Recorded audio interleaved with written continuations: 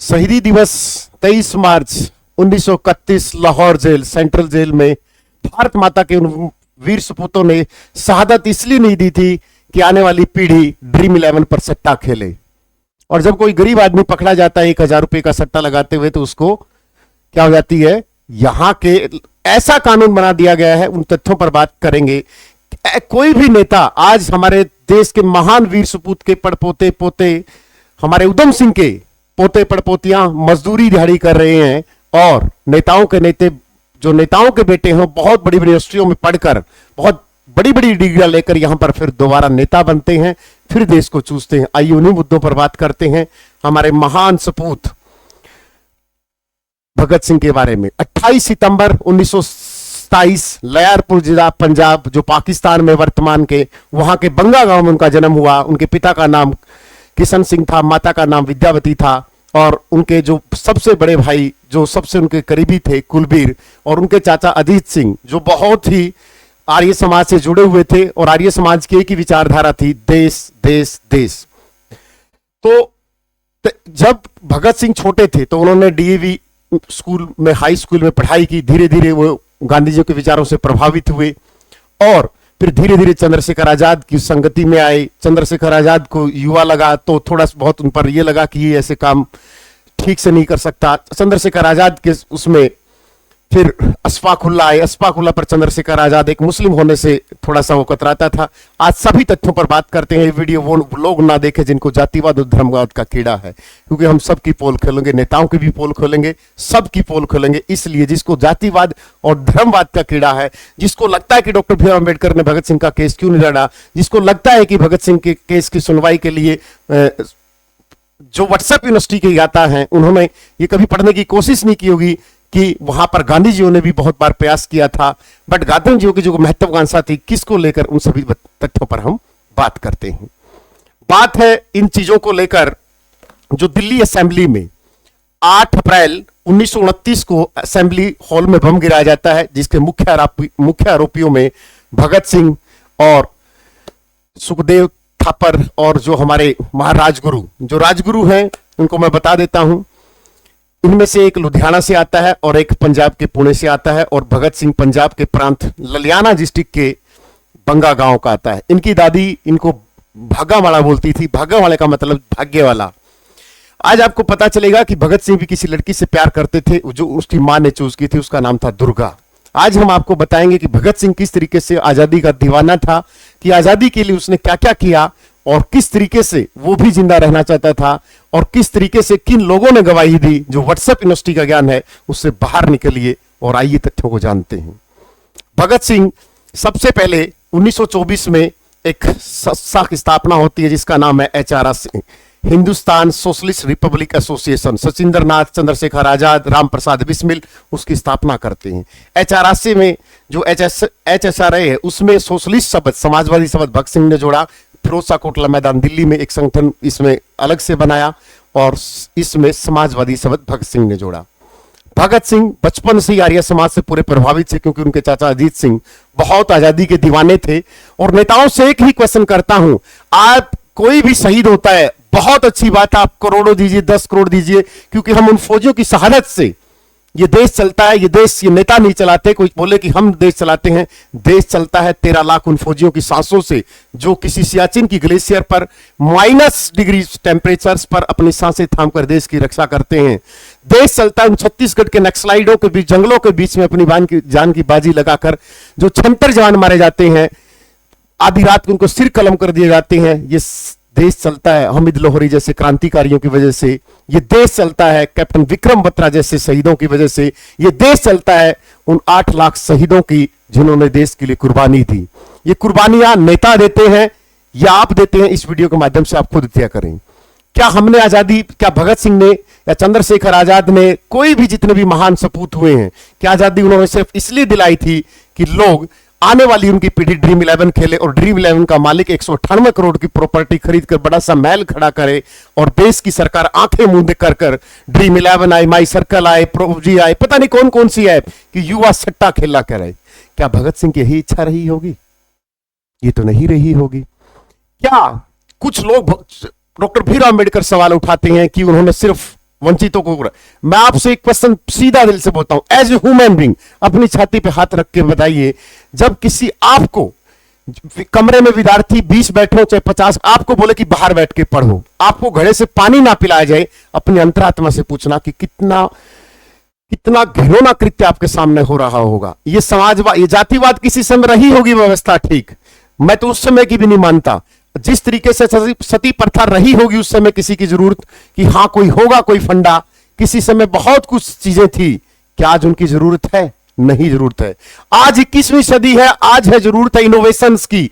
आज हमें किसी धर्म या जाति या मजहब से ऊपर उठकर अपने युवाओं को स्किल, अपने युवाओं को देशभक्ति भरनी है, न कि उनमें जातिवाद का कीड़ा। कुछ लोगों ने हमारे जो महान वीर सपूत हैं उनको जातियों में बांट लिया है कि डॉक्टर भीमराव अंबेडकर तो एक विशेष जाति के, एक विशेष समुदाय के, उन्हीं के लिए काम करके गए हैं। अगर आपका जन्म किसी विशेष किसी ऐसी कैटेगरी में हो जाता तो शायद आपके घर में भी डॉक्टर भीमराव अंबेडकर की फोटो होती। तो डॉक्टर भीमराव अंबेडकर ने केस क्यों नहीं लड़ा, इस बात पे आते हैं।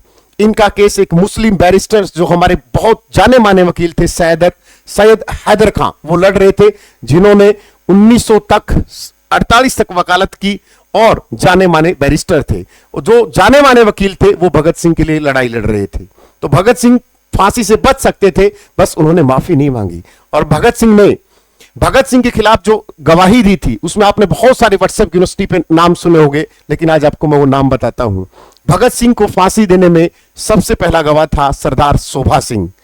भगत सिंह भी सरदार थे। ये शोभा सिंह कौन था ये जानते हैं? ट्रेन टू पाकिस्तान लिखने वाले, पद्म विभूषण से सम्मानित। अब वो सम्मान किसने दिया आप ये खुद तय करें। पद्म विभूषण से सम्मानित खुशवंत सिंह, ट्रेन टू पाकिस्तान के लेखक जिनको पद्म विभूषण से नवाजा गया, उनके पिता शोभा सिंह थे, पहले गवाह। और जब शोभा सिंह का देहांत हुआ तो गांव में किसी ने कफन तक नहीं दिया था, गांव में किसी लोग उनकी मैयत पर नहीं गए थे। आगरा से 25 लोगों ने गवाही दी थी, 25 में से 23 हिंदू थे। तो आप सवाल क्यों उठाते हो किसी जातिवाद पर, आप क्यों उठाते हो धर्म पर, क्यों किसी महान व्यक्ति अंबेडकर जैसे लोगों को, जिन्होंने इस युग में, इस 20वीं शताब्दी में लोगों को बताया कि आज जातिवाद की कोई जरूरत नहीं है, कभी रही होगी किसी समय, आज कोई जरूरत नहीं है। 1857 की क्रांति का इतिहास उठा के देख लीजिए। जब बाबर का सामना पहली बार हरियाणा में होता है तो सबसे पहले सादित हामिद खान देता है। जब जज्जर के नवाब अब्दुल रहमान खान फांसी पर लटकाया जाता है तो वो भी एक मुस्लिम था। जब चांदनी चौक पर नाहर सिंह को 9 जनवरी 1858 को बल्लभगढ़ रियासत के राजा को फांसी दी जाती है, उससे 3 जनवरी को ही फरुखनगर के नवाब अहमद अली को फांसी दी जाती है। जब काकोरी कांड 8 अप्रैल 1925 को काकोरी कांड में राम प्रसाद बिस्मिल, राजेंद्र लोहड़ी, अशफाकुल्ला, बहुत सारे लोगों के नाम आते हैं, उस समय जब उनको फांसी होती है दिसंबर में, 9 अगस्त 1925 को जब काकोरी कांड होता है तो दिसंबर 1927 में अशफाकुल्ला, राजेंद्र लोहड़ी, राजेंद्र प्रसाद, ये सारे नाम, बस इनमें से एक बच निकलता है तो हमारे देश का महान वीर सपूत चंद्रशेखर आजाद निकलता है कि उसने बोला था कि मैं गोली मारूंगा या खाऊंगा तो अपने हाथों से ही मारूंगा, मैं कभी भी पकड़ा नहीं जाऊंगा। तो ऐसे विरले जो हमारे महान सपूत हैं उनको आज कोटि कोटि नमन कि आज आपको 14 फरवरी के दिन याद होंगे, आपको ये पश्चिम सभ्यता के दिन याद होंगे, आज आपको अपनी गर्लफ्रेंड बॉयफ्रेंड का जन्मदिन याद होगा, लेकिन इस देश को विरले 23 साल की उम्र में शहादत देने वाले भगत सिंह की शहादत पर आज आपको गर्व नहीं होता होगा, क्योंकि आपने पश्चिम सभ्यता, आज आपको शायद इनमें क्रांतिकारियों ने देश इसलिए आजाद नहीं करवाया था कि काचा बादाम जैसी नंगा नाच करने वाली लड़कियां पैदा हो। भगत सिंह ने इसलिए नहीं देश आजाद कराया था कि 25-20 साल पैदा करके मां बाप अपनी कोख में रखकर 9 महीने और 20-25 साल जो उसकी मर्जी से उसका भरण पोषण करते हैं, कल को कोर्ट में वो गवाही देती है कि मुझे मेरे बाप से बात ही नहीं करनी। तो कैसे कानून बनाए गए हैं उन तथ्यों पर हम बात करते हैं। आइए एक एक पहलू को जानते हैं। सबसे पहले कुलदीप नैयर सभी जानते हैं, उन्होंने भगत सिंह पर एक पुस्तक लिखी थी, द मार्टियर भगत सिंह, आपने नाम भी सुना होगा, एक्सपेरिमेंट विद रिवॉल्यूशंस 2000 में आई थी। उसमें जो नाम था भगत सिंह की गवाही देने में, दूसरा नाम था हंसराज का। अब ये हंसराज कौन था, आइए उसके बारे में जानते हैं। हंसराज पूरी उम्र ताउम्र मीडिया से दूर रहा, अपने पूरा पछतावा बना, बोला मैं डर गया था, मैं पूरा अंग्रेजों के सामने विवश था, और उनकी मृत्यु जो होती है 1985 में वो मरता हो।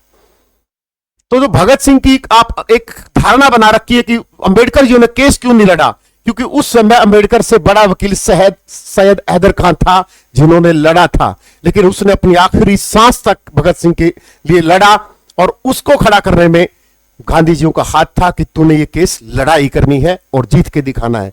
लेकिन भगत सिंह को एक फांसी होने का सिर्फ एक ही रीजन था कि भगत सिंह ने मना कर दिया था कि मैं माफी तो नहीं मांगूंगा, क्योंकि उसने अपने उस किताब में लिखा है, जब कुलवंत सिंह उसका बड़ा भाई, ये 5 भाई थे 3 बहनें थी, तो कुलवंत सिंह इसका सबसे प्यारा भाई था। कुलवंत सिंह जब जेल में इससे मिलने आता है तो उसकी आंखों में आंसू आते हैं और अपने पत्र में लिखता है कि कुलवंत मेरे बड़े भाई, जेल में दोबारा मुझसे मिलने मत आना, मेरी भी इच्छा है कि मैं जीऊं, लेकिन मैं अपने सिद्धांतों पर, अपने जो मूल अपने इथिक्स है, मैं उन पर खड़ा रहना चाहता हूं। मेरा भी मन है जीने का, लेकिन मैं चाहता हूं कि मेरी मौत के बाद इस देश में हजारों भगत सिंह पैदा हो।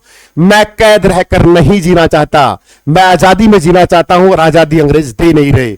और भगत सिंह का जो अंतिम संस्कार हुआ था, आप सभी को पता होगा, यूट्यूब पर बहुत सारी वीडियो होंगी किस तरीके से अंग्रेजों ने एक दिन पहले ही फांसी दे दी, क्योंकि उनको पता था कि लोग जेल तोड़कर उनको आजाद करवा सकते हैं। उनका अंतिम संस्कार भी इस तरीके से किया गया कि बहुत ही गुपचुप तरीके से उनको फांसी दी गई और उनका अंतिम संस्कार करा दिया गया। तो ऐसे लोग जिनको जातिवाद का कीड़ा। फिर बात करते हैं उधम सिंह की। उधम सिंह का आज पोता पड़पोता दिहाड़ी मजदूरी करने पर वो है। आप शहीदों का सम्मान करते हैं, शहीदों को पूरा दर्जा देते हैं, दीजिए, क्योंकि वो हमारे देश की जान है, वो हमारे देश का सब कुछ है।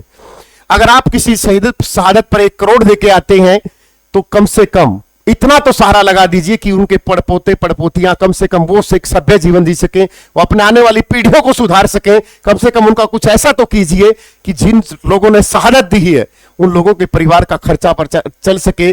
जो आज के नेता हैं अपने बेटों को ब्रिटेन, यूएस, बड़ी बड़ी ऑक्सफोर्ड, हार्वर्ड यूनिवर्सिटी में पढ़ाते हैं और शहीदों के बेटे आज मजदूरी करने पे मजबूर हैं, तो कुछ तो बात रही होगी। डॉक्टर भीमराव अंबेडकर को भारत रत्न देने में आपने कितने साल लगाए? 1990 में भारत रत्न दिया तो आपने 43 साल डॉक्टर भीमराव अंबेडकर को भारत रत्न देने में लगा दी। लेकिन आयरलैंड से आई महिला को आपने 1970 में मदर टेरेसा को भारत रत्न दे दिया। ठीक दीजिए, ईसाई मशीनरी थी, दीजिए। आज देश में इतने ईसाई हैं, हमें कोई दिक्कत नहीं है, हम सब धर्मों की इज्जत करते हैं, हिंदू मुस्लिम सिख ईसाई सब भाई भाई। लेकिन देश में धर्म परिवर्तन कैसे? ईसाई तो यहां नहीं थे, मदर टेरेसा से पहले ईसाई यहां नहीं एक भी थे, लेकिन 1970 में उसको भारत रत्न दे दिया। लेकिन जब ऐसी वर्ग थोड़ा सा पढ़ने लिखने लगा, तब जब उसमें बुद्धि आई, तब उन्होंने डिमांड की कि हमारे लिए इतनी कुर्बानियां देने वाला आदमी, भारत का सबसे मोस्ट इंटेलेक्चुअल आदमी को आज तक आपने भारत रत्न नहीं दिया। आपने एक भी, जब मरणोपरांत हमारे देश के सबसे इंटेलेक्चुअल, आज तक से सबसे बेस्ट प्रधानमंत्री को, शास्त्री को 1966 में आपने भारत रत्न दे दिया था समझौते में जब उनकी मृत्यु हुई, तो क्या मरणोपरांत आपने आज तक किसी भी क्रांति को भारत रत्न दिया? ये आप उन नेताओं से क्वेश्चन पूछो जिनकी आप चमचागिरी करते हो, जिनकी आप अंधभक्ति करते हो। दोनों पार्टियों से सवाल है। हमारे महान सपूत, हम शायद उनका रत्ती भर भी नहीं है, हम उनके पैरों की धूल है, बट इतना तो कर सकते हैं कि हम आने वाली पीढ़ी को सचेत करके आने वाले बच्चों में इतना तो संस्कार दे सकें कि वो देश के लिए जीना सीखें। जिस ओहदे पर पहुंचे वहां ईमानदारी से काम करें। एक डॉक्टर अच्छी डॉक्टरी करे, अच्छे से इलाज करे, एक अफोर्डेबल फीस में इलाज करे। एक इंजीनियर जो इतनी महंगी डिग्री करता है, कम से कम वो अपना भरण पोषण करने के लिए ठीक ठाक पैसे कमा ले, लेकिन ऐसे पुल तो ना बनाए कि किसी गरीब मजदूर वहां पर 100 बच्चे मर जाते हैं। एक अध्यापक, शायद भगत सिंह, चंद्रशेखर आजाद, सभी जो हमारे महान सपूत हैं, हमारे हीरो हैं, कम से कम उनकी आत्माओं की तरफ देख लो। जब भी भ्रष्टाचार करते हो, जब भी कोई रिश्वत लेते हो, तो कम से कम उनकी तरफ तो देख लिया करो कि उन लोगों ने क्या इसलिए आजादी दी थी कि तुम टेबल के नीचे लेकर भ्रष्टाचार फैलाओ।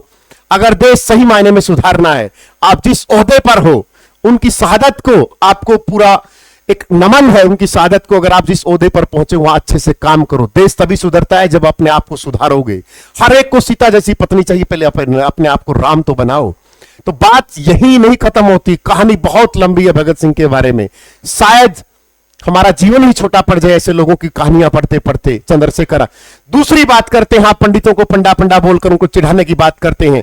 देश की शहादत में अगर 8,63,200 समथिंग लोग मरे हैं, तो ऑन रिकॉर्ड अगर कोई मुंह पे बोले कि कोई प्रमाणिक तथ्य हो 60% ब्राह्मणों ने आजादी के लिए, मैं जाति से ब्राह्मण नहीं हूं, मेरी जाति भारतीयता है, मेरा धर्म इंसानियत है, कोई मुझे जाति से तोले तो मैं सीधा कमेंट में ही ऑनलाइन गाली ठोकूंगा। तो जो मनुवाद, पुराणाधिकरण पर या किसी कट्टरवाद पर या किसी धर्म पर कटाक्ष करते हैं, तो उनमें जातिवाद और धर्मवाद का बहुत गहरा उनके जख्म है, उनको बहुत कीड़ा है, और वो प्लास्टिक का कीड़ा शायद ही उसका इलाज रामदेव के पास भी नहीं होगा। आज बड़े बड़े, ये डोर बंद कर दो, ये जो बड़े बड़े नेता बैठे हैं, ये नेता अपने बच्चों को इस तरीके से सेट कर रहे हैं कि देश इन्हीं ने आजाद कराया हो, बड़े बड़े महल खड़े कर रहे हैं, बड़ी बड़ी। क्या आज तक किसी भी नेता ने एक गुरुकुल परंपरा की शुरुआत की जहां से देशभक्ति की विचारधारा के बच्चे निकल सके? आज बस खुश हो जाते कि मेरा बच्चा तो गुड मॉर्निंग इवनिंग पापा, गुड मॉर्निंग डैडी, ये सबक सीख रहा। बड़ी बड़ी दुकानें हैं, बड़ा बड़ा इंफ्रास्ट्रक्चर है, आदमी के लिए, गरीब आदमी के लिए अलग से कानून, अमीर आदमी के लिए अलग से कानून। एक जज बोल रहा है कि आज क्या आजादी है, एक जज बोल रहा है कि महिला का नाड़ा तोड़ना दुष्कर्म नहीं आता। तो जज साहब, आपसे निवेदन है कि आप रेप होने का इंतजार करेंगे? क्या आप ये देखेंगे कि इस बच्ची को निर्भया जैसा कांड हो तब मैं इसको रेप का कांड मानूंगा? आज जब बड़े बड़े नेताओं को घर पर करोड़ों का टैक्स पैसा मिलता है, 2 दिन खबर आती, बात दब जाती है, नेता किसी पार्टी में शामिल हो जाता है, सारा दूध का धूल वो पार्टी में पूरा साफ। ये ऐसी अकेला नहीं है, पिछले 20 सालों का इतिहास उठा लो, हर पार्टी ऐसा ही करती है। बस धमकी दो और फारिग, सिर्फ राज, इनको चाहिए सिर्फ राज। देश से कोई मतलब नहीं है कि मजहब, कि हमारा देश इनोवेशन में कितना इंडेक्स है, भूखमरी में। अरे कल ही इंडेक्स आया, हैप्पी इंडेक्स में हम पाकिस्तान, नेपाल से भी नीचे गए हैं। तो अपने नेताओं से सवाल पूछा करो, डरना नहीं किसी से। 2 आदमी डरते हैं, जो चोर और जार हो, वरना किसी आदमी को डरने की जरूरत नहीं होती कि मैं किसी पार्टी से डरूं या मैं किसी और से डरूं। डरना है तो उस भगवान से डरना, उस प्रकृति से डरना जिसने ये खूबसूरत दुनिया बनाई है। और इस खूबसूरत दुनिया बनाने में जो हमारा भारत है, दुनिया का सबसे खूबसूरत देश है, बट इस खूबसूरती को रहने तो नहीं देंगे ये लोग, क्योंकि यहां पर जहर घोल दिया जातियों का। इन्होंने बांट दिया हमारे महान वीर सपूतों को। नहीं, भगत सिंह तो कम्युनिस्ट था, ये तो राम प्रसाद बिस्मिल तो ब्राह्मण था। हम छोटी सी बात कर लेते हैं, किसानों का कर्जा माफ 1988 में भी हाल ही में, ये तो ज्यादा दूर की बात नहीं है। देवीलाल ने कर्जा माफी किया था। क्या देवीलाल सिर्फ एक जाटों का नेता था? बांट दिया छोटू राम को कि रहबरे आजम छोटू राम को कि ये तो जाटों का नेता है। डॉक्टर भीमराव अम्बेडकर को बांट दिया, नहीं ये तो एससी का नेता है। आपका जन्म किसी एससी जाति में हो जाता तब आपके घर में डॉक्टर भीमराव अम्बेडकर की फोटो जरूर होती। मैं किसी भी जाति से आता हूं, या आप सबको पता है, लेकिन मेरी गैलरी में डॉक्टर भीमराव अम्बेडकर की फोटो सबसे पहले, सरदार वल्लभ भाई पटेल, चंद्रशेखर आजाद, राम प्रसाद बिस्मिल, राजेंद्र लोहड़ी, अशफाक उल्लाह। आप कभी विजिट करना मेरे ऑफिस में, सभी महान साधक जितने भी वीर सपूत हैं जिनको हम जानते हैं, शायद किसी एक की फोटो ना हो, तो मैं दिल से माफी मांगता हूं। तो अपनी आने वाली पीढ़ी को बताया करो कि हमने किस तरीके से आजादी ली है, हमने किस तरीके से हमारे लोगों ने शहादत दी है। और उस आजादी को समेटने में किसी यूनिवर्सिटी के कैंपस में 2 लंगवाड़े खड़े होकर बोलते हैं कि आजादी चाहिए। अरे हरामखोरो, आजादी 8,63,63,000 लोग शहीद हुए तब जाके आजादी मिली है। तुम्हें किस प्रकार की आजादी चाहिए? मैं चाहता हूं कि तुम्हें वही ठोक देना चाहिए था, लेकिन तो गलती है, कानून ऐसे बना रखे हैं कि कोई भी ऐरा गहराया नथु गहराया बोल देता है कि हमें आजादी चाहिए, हमें आजादी चाहिए। तो वो तुम्हारे पापों ने क्या दिलवाया था? वो आजादी ही तो थी। उसमें हिंदुओं ने शहादत दी, उसमें मुसलमानों ने शहादत दी, उसमें दलितों ने शहादत दी, उसमें हर वर्ग ने शहादत दी है। नाम पूछ लेना मेरे से, हजारों रख दूंगा, क्योंकि हिस्ट्री का विद्यार्थी रहा हूं। बट हमें नेताओं की चमचागिरी से फुर्सत कहां है? आपको शायद नेता का जन्मदिन याद होगा, होल्डिंग लगा देंगे हमारे महान नेता, हमारे आदरणीय का जन्म। अपने आप से पूछना कि आप अपने माता पिता की डेट ऑफ बर्थ याद है? मैं लिख के दे रहा हूं, 90% किसी को भी याद नहीं होगी। जितने भी ये चमचागिरी करते हैं, इनको कुछ मतलब नहीं है देश से, कि देश में कुछ करना है या आने वाली पीढ़ियों को कुछ बताना है। बस इनके बच्चे बड़ी बड़ी यूनिवर्सिटियों में पढ़े, कोई मतलब नहीं कि कोई बेटा या मरा। ये कोई शहीद हो जाता है ना, कोई फौजी, तब भी शहादत पर ये देख के जाते हैं कि किस जाति का है। यहां हम जाएंगे तो हमारे कितने वोट बटेंगे, कितने वोट हमारे पास आएंगे। ये आजादी है। शायद आज उन शहीदों की आत्माएं भी रो रही होंगी कि हमारा देश हमने आजाद ही क्यों करवाया। क्या हमने इसलिए आजाद करवाया था कि यहां पर नंगा नाच हो? क्या उनके बच्चे ड्रीम 11 जैसी चीजों पर सट्टा खेले? क्या हमने इसलिए करवाया था कि 2 करोड़ के लोग आके यूनिवर्सिटी के कैंपस में बोले कि हमें आजादी चाहिए? क्या इसलिए बनाया था कि नेता यहां पर करोड़ों रुपयों की संपत्ति बना के बड़े बड़े महल खड़े कर ले, और जो गरीब आदमी है वो गरीब का गरीब ही रहे? क्या इसलिए आजादी दिलवाई थी उन्होंने कि हां एक वर्ग पूरा तरक्की करे और एक वर्ग पिसता रहे? क्या इसीलिए आजादी दी थी? आपकी क्या राय है कमेंट सेक्शन में जरूर बताना। मेरे शब्दों में कुछ अमर्यादित भाषा का प्रयोग रहा हो तो मुझे माफ करना, क्योंकि हम भी उन्हीं के दीवाने हैं, हम भी उन्हीं के रहे कर्म से चलते हैं। आज आप खुली हवा में सांस ले रहे हो तो कम से कम उनकी शहादत को तो प्रणाम कर देना, और वीडियो अच्छी लगी है तो शेयर कर देना। लव यू सभी को। दोबारा से वंदे मातरम। जय हिंद, जय भारत।